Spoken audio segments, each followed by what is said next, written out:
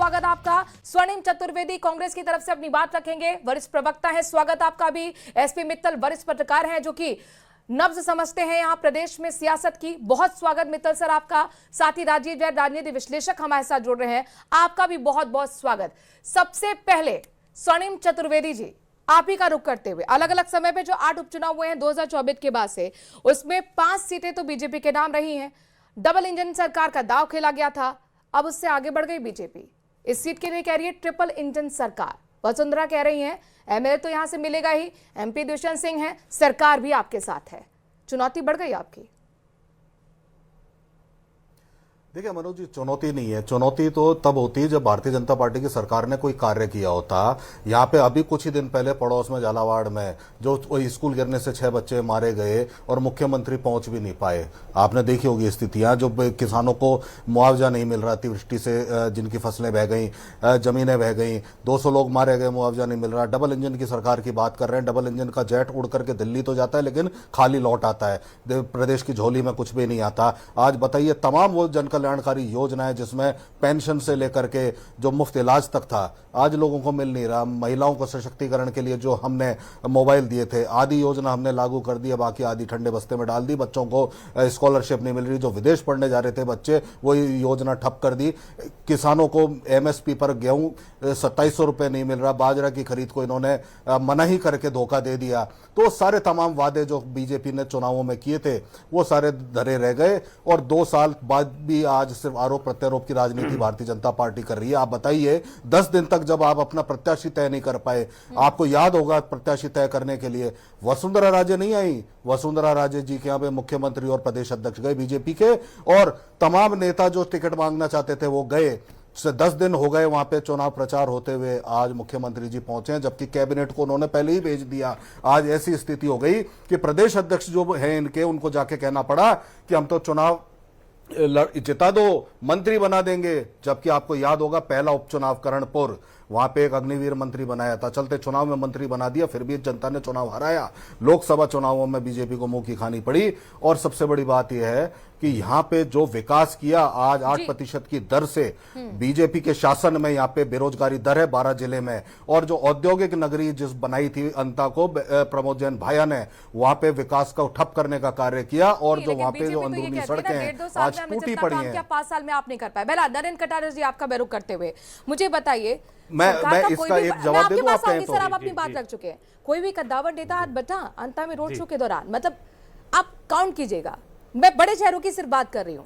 मुख्यमंत्री, deputy CM पैरवा, उसके बाद मदन राठौर, के विश्नोई, ओटाराम देवासी, जोगाराम पटेल, वसुंधरा राजे।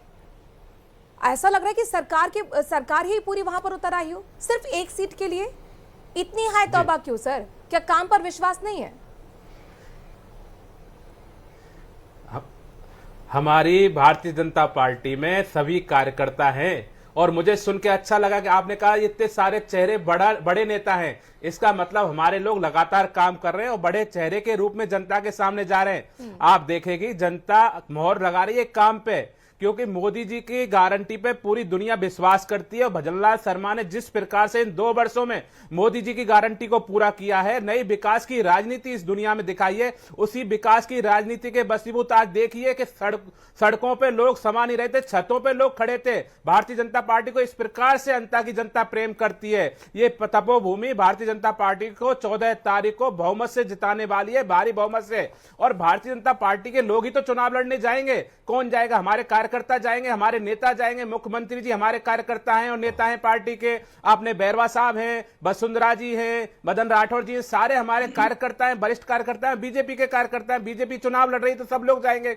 आप देख लीजिए अंत में जो काम हुआ होगा, उससे आने वाले समय में बम्पर जीत मिलेगी। क्योंकि हमने लगातार इसमें आपको उदाहरण दिए, अनुभव दिए। 9 चुनावों में 5 चुनाव भारतीय जनता पार्टी जीती है। ये लोग देखिए पिछले 6 उपचुनाव हुए थे, उसमें 4 पे थे और 1 पे पहुंच गए, हम 1 से 5 पे पहुंच गए। जनसैलाब देखने को मिला है, रैली हो या रोड शो, जनसैलाब क्या वोटर में तब्दील होने की गारंटी होती है? जो उत्साहित है बीजेपी वाले।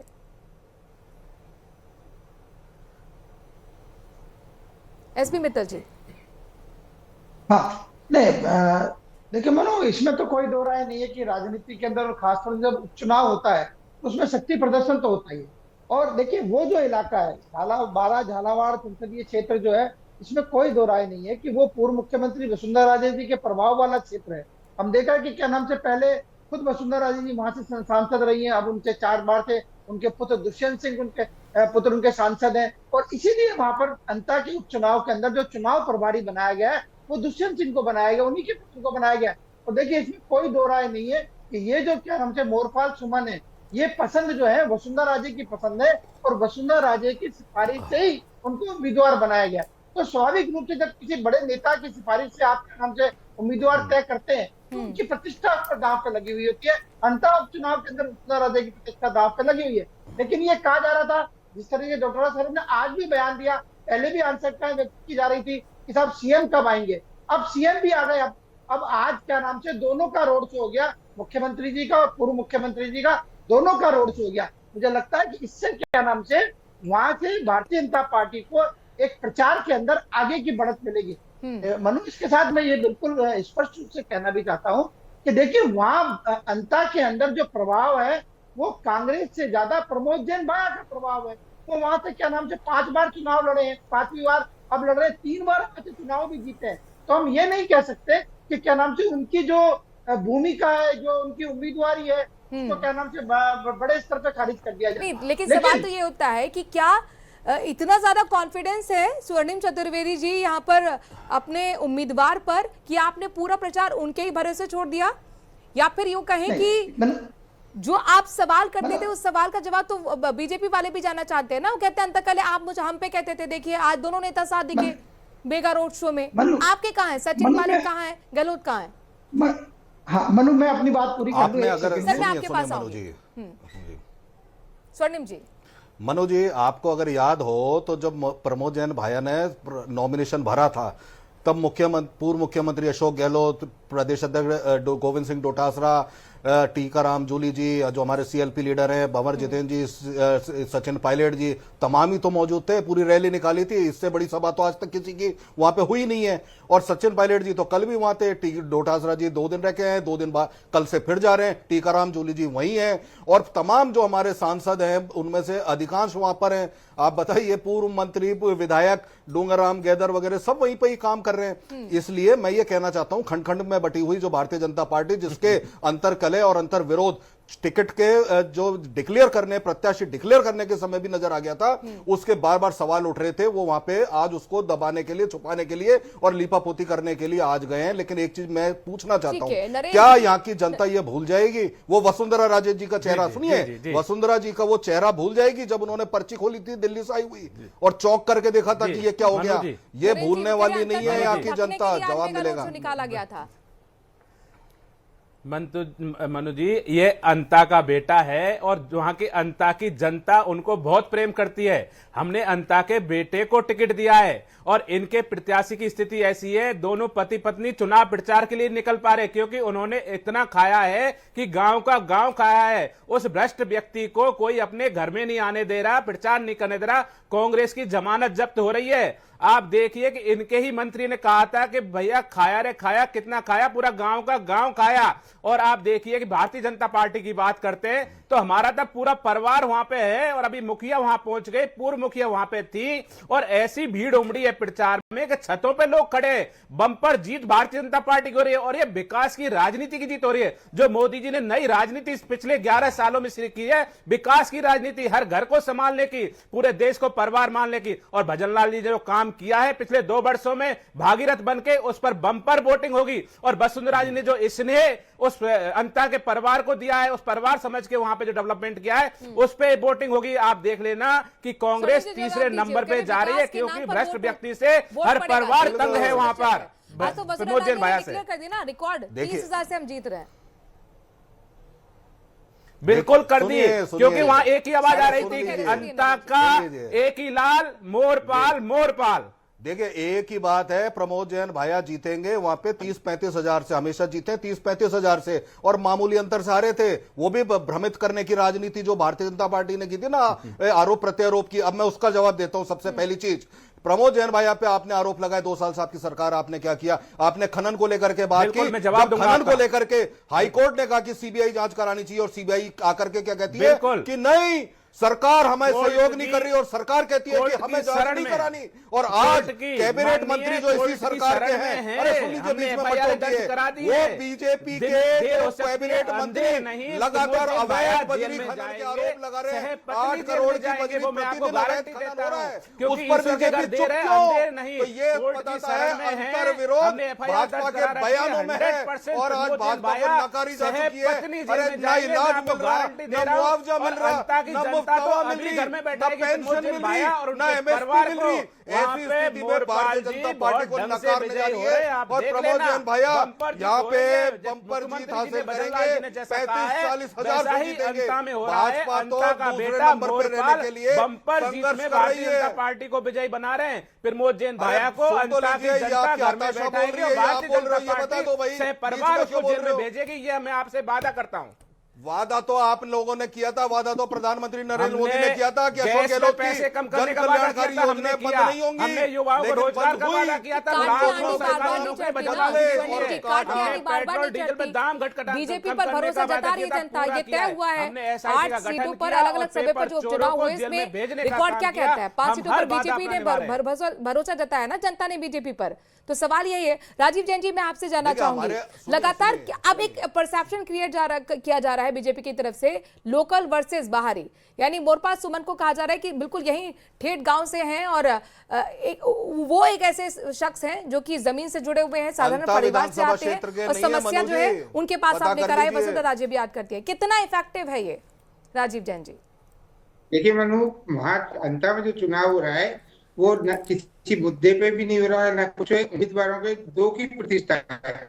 प्रमोद जैन भाया अपने बलबूते चुनाव लड़ते हैं, ये ठीक वोट उनको मिलेगा, वोट है।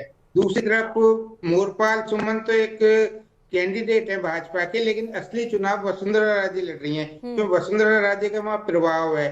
उस इलाके में प्रमोद भाया का जो असर तोड़ने के लिए हमेशा वसुंधरा को कहीं ना कहीं भारी उम्मीदवार लाने पड़े। पहले प्रभुलाल सैनी टोंक से ले जाके लड़ाई, फिर कंवरलाल मीणा झालावाड़ से ले जाके लड़ाई, लेकिन ये सब चीजें अलग है। वहाँ मेन जो लड़ाई है वो प्रमोद भाया और वसुंधरा राजे के बीच में।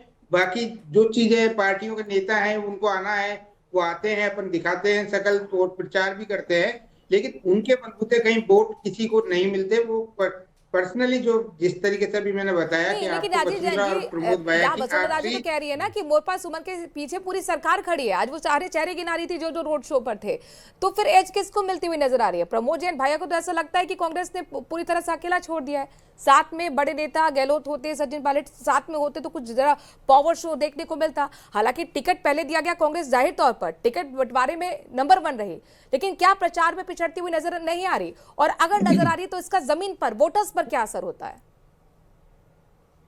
देखिए, यदि हम इस अंता उपचुनाव को शुरुआत से देखें तो शुरुआत में पहले ये लग रहा था कि कहीं प्रमोद भाया और एक निर्दलीय उम्मीदवार के बीच में टक्कर है, लेकिन जब से वसुंधरा राजे 2 दिन पहले से मैदान में उतरी प्रचार में, तो उन्होंने चुनाव का रुख बदल दिया है।